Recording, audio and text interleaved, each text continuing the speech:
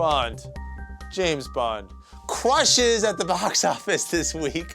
I'm Isla in Hollywood for the Daily Buzz on CelebBuzz.com.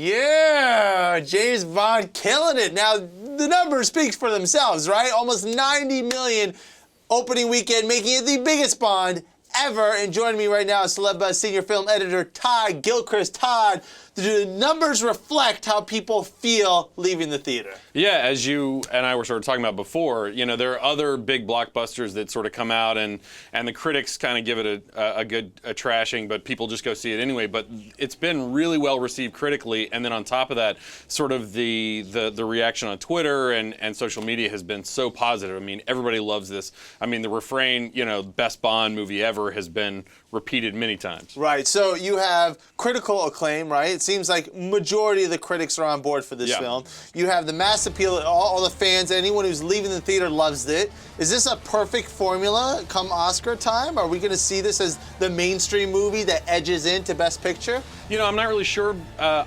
it's gonna edge out Argo, because that's a movie that really has a certain kind of a critical edge to it that's different than Skyfall. Skyfall is a real crowd pleaser, and I think that while Javier Bardem is certainly worthy of a nomination for his performance as Silva, he is on point for creepy bad guys. Yeah. He owns it in the history of cinema, in my opinion. Will he be around come Oscar time? I hope so. I mean, I think that what he does with this character is so interesting and nuanced and fun, and it really elevates the movie even more than it sort of when he shows up in it. Now, what do we expect? We know that Daniel Craig is signed on for 2 more films. Do I have that right? What can we expect moving forward? Because at the end, they kind of set up, yeah, we got some more stories to tell here in this Bond universe. Well, the previous 2 installments were kind of parts 1 and 2 of the same story. This was much more like the classic Bond in the sense that it's very self-contained.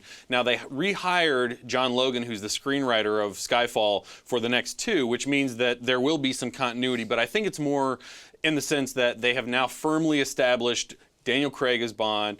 Everybody loves him as Bond, and now they can really go forward with these stories that I don't think they're going to directly follow this one in terms of the narrative, but I do think that they're going to build on the success and what really worked in this movie. Yeah, for sure. Todd Gilchrist, thank you so much. What did you think of the Bond? We loved it here. Do you agree? Use the hashtag #TheDailyBuzz, and for the biggest stories breaking in Hollywood, head on over to CelebBuzz.com.